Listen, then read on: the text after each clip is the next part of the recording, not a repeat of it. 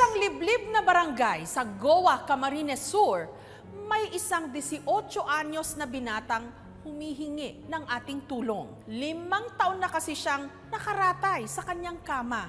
Pero ano nga ba ang kanyang sakit? May mga araw na tinatamad talaga tayong bumangon. Pero ang isang binata mula sa Goa sa Camarines Sur, gagawin ang lahat makabangon lang sa tila bilangguan na niyang higaan.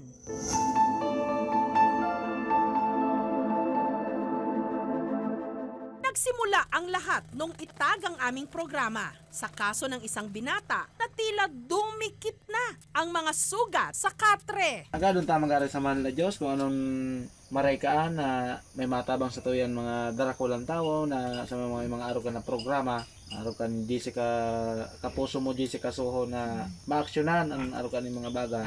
Kala ko nasa ibang lugar po siya nagtatrabaho. Hindi ko siya nakita ng ilang taon. Ganyan na pala. Nagsasuffer na pala siya. Sa Induga boss, kung isa man po na kaling siya ko, araw ang sistema, kung pili pa ang buong marahay, kung malawig po ang kasawayang buhay, sabangan Indugan po. Sa tabi ng kural ng baboy sa barangay Napawon, matatagpuan ang kubong ito kung saan nakatira ang 18 anyos na binata sa video, si Junmar. Parang hayop na rin ako eh. Pinapakain na lang, hindi tumatrabaho. Parang baboy, papakainin sa tamang oras. Buti pa ang baboy nga, nakakalakad sa kanyang bahay. Ang mga paa niya kaya magalaw. Ako parang yung hindi na makatayo. Nakaratay sa katreng ito si Junmark sa loob ng 5 taon na. Ang kanyang mga paatuloy parang nakadikit na sa kama. Hindi na po ako nagpalipat ng inihigaan ko po. Hindi ko na po kayang ipagalaw dahil po masakit na. Ang kanyang higaan napapaligiran ng mga lumang damit na siyang ipinantatapal sa kanyang mga sugat. Ramdam ko po. Masakit eh. Aray, Sumasakit ngayon. dito. Hindi na yata. Ay ko. Matagal nang patay ang ina ni Junmark, kaya ang nagsisilbi niyang kamay at paa ang kanyang ama na si Roger. Kahit pa pilay ang kaliwang paa niya. Umiyak na ako. Paano nga ako ang anak ko?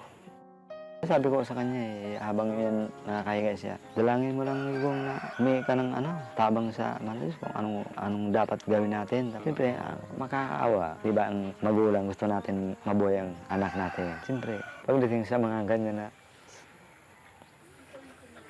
sakit.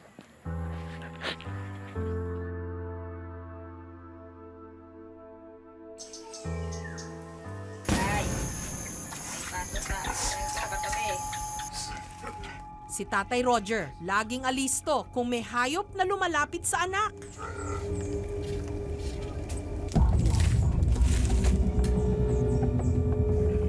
Nagsisiga rin siya para maalis ang mga dumadapong langaw sa sugat ni Junmark. Dahon ng bayabas ang ipinapampaligo ni Tatay Roger noon kay Junmark. Pero dahil sumasakit na ang balat ni Junmark, 2 taon na raw itong hindi pinapaliguan.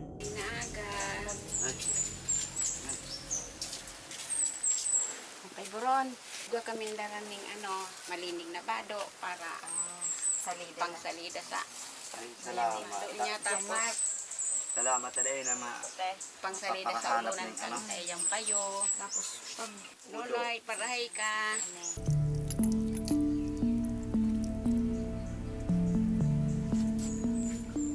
Hindi ko alam mo ano gagawin ko eh.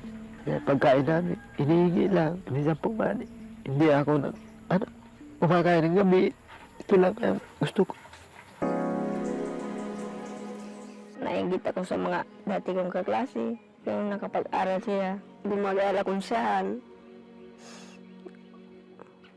Kung saan gusto mo. Masusunod mo. Ngayon, dito ka na lang.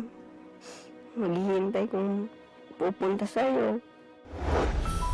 12 anyos daw si Junmark nung nagsimula siyang magbanat ng buto. Nagkakalakal po. Pag gabi po, Hindi na po ako naglinis ng paa. Tapos po yung namamaga po yung paa ko. Nagpa-check up po ako. Sabi daw po ng doktor sa infirmary, allergy. Tapos po nakita po, naramdaman po na lumalala pong sakit ko. Nagmamanhid po yung paa ko. Hanggang dumami at lumala ang mga sugat niya sa tuhod. Pakiramdam ko po, unti-unti naglalaro ang aking sarili. Parang natutunaw po ang katawan ko. Masakit. Nakakamangha na sa kabila ng lahat ng ito, si Junmark hindi pa rin nauubusan ng pag-asa. Patuloy na nangangarap. Gusto ko po ay mabuhay ng matagal eh. Magandang pamilya sama-sama. Kapiling mong mahal sa buhay. Yun po ang pangarap ko. Nalangin po ako. Sana po mahimala na dumating. Pag-gising ko, wala na itong mga sugat ko. Naghihiling ko lang po sa Diyos na pagalingin niyo na ako. Dahil po marami po akong kailangan pong gawin sa mundo. Nito lang Huwebes, pinuntahan ng Municipal Disaster Risk Reduction and Management ng GOA si Junmark para dalhin na siya sa ospital. Pero bago nun, ipinagdasal muna siya ng kanyang mga kapitbahay. I pray, Father God, upon him, O Lord God, people will see that you are a miraculous God. You are his healer. Nilinisan ang kanyang mga sugat. Okay lang yan. Mahalin na yan. May nabaga ho. Ay ko! Sige na. Kusugan mo ang buhok mo, sabi mo. Ay ko po, nakadukot po yan. Nakaabugos po yan. Halat. Sige. Tutulungan doon na Halat. Sige. Tutulungan doon na lang. Doon na doon sa surgical, doon sa ano ko, kit ko. Nabugos po yan, nabugos. Iyo. Nakaibig po yan. Yan. Inhale. Exhale para po yung pito. Boss. Boss na boss dyan. Ang rescue team nahirapan iahon si Junmark sa kanyang katre. Ay ko po, sir. Matapos ang halos 2 oras na paglilinis sa katawan ni Junmark, Hindi po, ano po yun? Baka matanggal to. Mawawala. Hindi. Sige. Ready to lift. Lift. 1, 2, 3. 1, 2, 3. dahan-dahan siyang inilagay sa spine board Suporta. Sa leg. at isinakay sa ambulansya.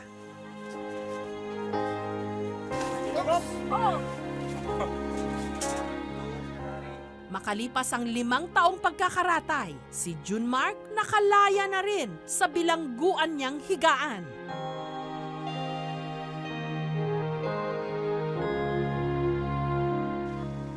Bumiyahe sila ng halos 3 oras hanggang makarating sa ospital. Para malaman ang kondisyon ni Junmark, kumuha muna ng sample tissue sa kanyang tenga. Based noon na ginawa naming assessment sa kanya, nag-positive po siya sa leprosy. Meron siyang nakikitang lesion sa skin, parang balat sa skin na hindi siya masakit, hindi siya makate, kundi walang pakiramdam. Tapos may enlarged nerve na masakit yun. Yung immune system niya masyadong mababa at the same time malnourished siya. So ang una natin gagawin, pataasin ang immune system niya. Danger na yun sa buhay niya. Wala na rin silbi. Dapat tatanggalin yun. Puputulin para yung threat sa buhay niya na, o yung source ng infection matanggal. Kung sa pribadong ospital, aabutin ng ₱1,000,000 ang gagastusin para sa medikasyon ni Junmark. Dito, sagot na raw ng Bicol Region General Hospital and Geriatric Medical Center ang lahat ng gagastusin ni Junmark. Sila bilang may hirap, sila ay libre namin gagamutin. Yung tinatawag natin na medical assistance for indigent patient, pwede namin sila doon, wala silang sasagutin. Aga doon tamang gari sa Manila Diyos kung anong maraykaan na may matabang sa tuyan mga darakulang tao na sa mga arugan na programa. Kapuso mo di si kasuho na maaksyonan ang arugan ng mga bagay. Maraming salamat po sa nag-post po sa atin sa Facebook. Maraming salamat po. Maraming tumulong. Salamat din sa Tasuho. Natulungan mo po ako sa pakiramdam ko. 5 taon, yan ang tila nawala sa buhay ni Junmark habang para siyang presong nakagapos sa kanyang higaan. Ngayong nakawala na siya rito. at nadala sa pagamutan. May naaaninag na pag-asa na siya na lamang niyang makakapitan.